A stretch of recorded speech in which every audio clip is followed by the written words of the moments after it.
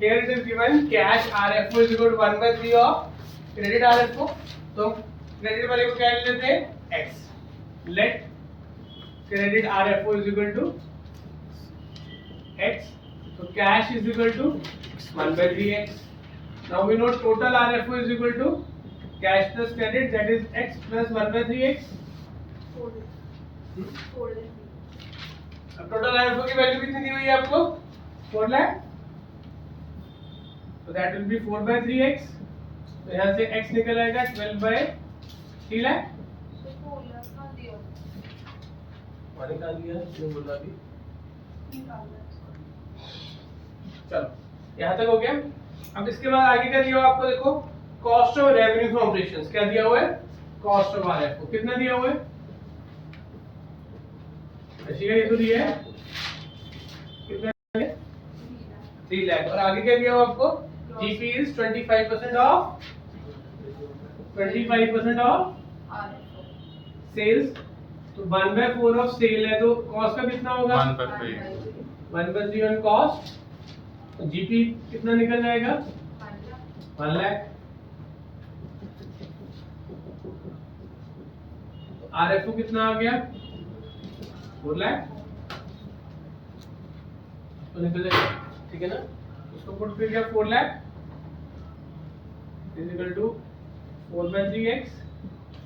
x is equal to 4 lakh into 3 divided by 4 is equal to 3 lakh. ये क्या आया x हमारा, what was x, credit RFO. ठीक है. आगे क्वेश्चन में हमें क्या दिया हुआ है, trade receivable at the end पर बिगनिंग. तो ओपनिंग ट्रेड रिसीवेबल्स इसको y ले लेते हैं. तो क्लोजिंग ट्रेड रिसीवेबल कितने हो जाएंगे, 3 टाइम्स है या 3 टाइम्स मोर है, 3 टाइम्स मोर है ना. तो it will be y plus 3y is equal to 4y. ठीक है. अब आपका क्रेडिट RFO आ गया और रेशियो दी हुई है आपको 3 times. Trade receivable turnover ratio कितनी दी हुई है, credit RFO divided by average GR. 3 is equal to 3 lakh divided by average. तो the average comes out to be 1 lakh. ठीक है.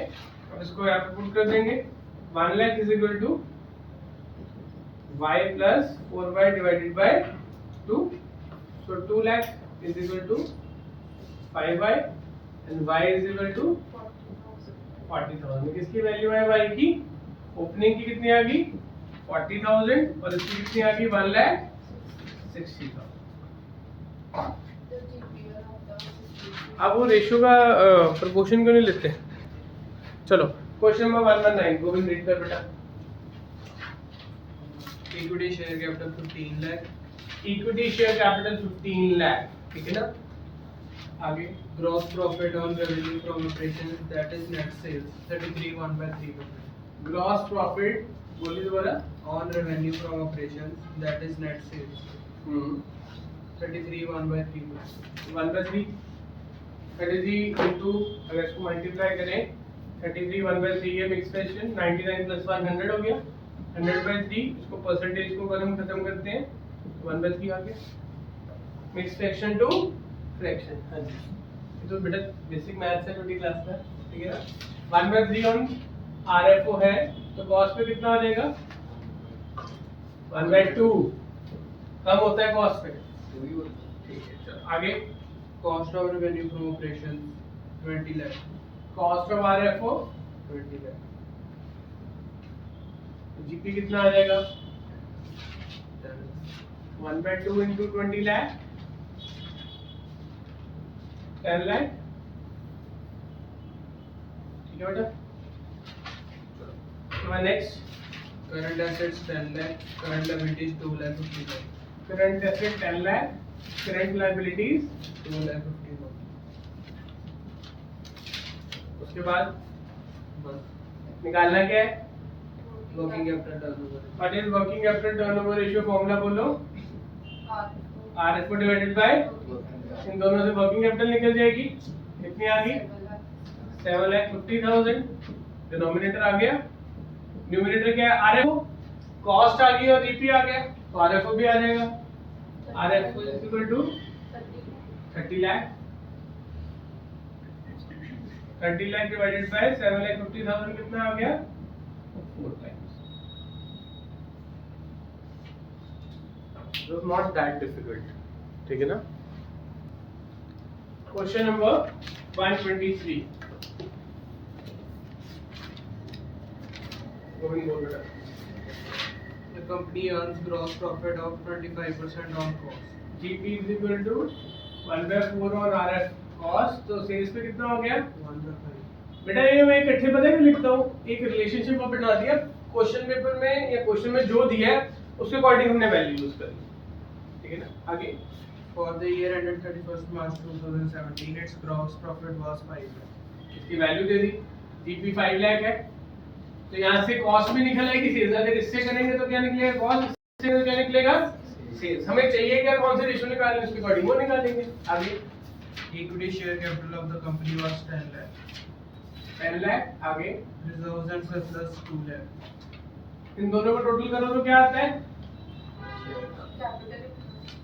Share holder fund. आप लोग बेटा फर्स्ट चैप्टर रिवाइज करो, जब शेयर कैपिटल डिबेंचर की बुक में भी जाना तभी फंसोगे। ये तो रेशियो से पहले मैं उस चैप्टर का टेस्ट ले लूंगा, क्योंकि आप लोगों को वो चैप्टर अभी वीक है। हेड सब हेड कौन सी हेडिंग के अंदर क्या आता है ये अच्छे से रिकॉल करो। It's just not about 3 marks, पूरी दोनों बुक्स 44 मार्क्स की उस बेस पे डिपेंडेंट है। बेस वीक होगा तो सारे मार्क्स वीक हो जाएंगे, ठीक है। आगे Long term loan 3 lakh. तो ये क्या हो गया हमारा Non-current liability. Non current liability. आगे Non-current assets 10 lakh. Non current assets 10 lakh बस. निकालना क्या है। Working capital turnover ratio. अब वर्किंग कैपिटल टर्नओवर रेशियो के लिए हमें क्या चाहिए आरएफओ डिवाइडेड बाय, तो यहाँ से आरएफओ निकल जाएगा GP is equal to 1/5 of RFO, so 5 lakh is equal to question किया है मेरे को लगता है 25 लाख आ गया।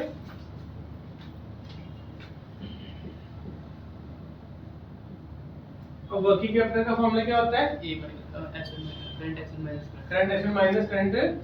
अब यहाँ पे दोनों की कोई इंफॉर्मेशन नहीं है, इसमें दो तरीके हैं, या तो इक्वेशन बनाओ, we know total assets is equal to total liabilities. अब टोटल एसेट्स की हेडिंग से आती है non current asset plus current asset. Is equal to share holder fund plus non current liability plus, ठीक है। इनपुट कर दो, नॉन करंट एसेट कितने हैं 10 lakh. Plus current asset 12 lakh plus 3 lakh plus current liability. अब करंट लायबिलिटी को उधर ले जाते हैं, उस 10 लाख को उधर ले जाते हैं। Current asset minus current liability is equal to 15 lakh minus 10 lakh. इन दोनों का plus 15 lakh minus 10 lakh. So working capital कितना आ गया 5 लाख आ गया। This is the easiest way. ये रिलेशनशिप याद रखो, एसेट्स की हेडिंग याद रखो, लायबिलिटीज की हेडिंग याद रखो, ठीक है। इसको पुट कर देते हैं 25 लाख डिवाइडेड बाय कितना आ गया 5 times. इसके साथ आपके डाउट्स भी सारे खत्म हो गए।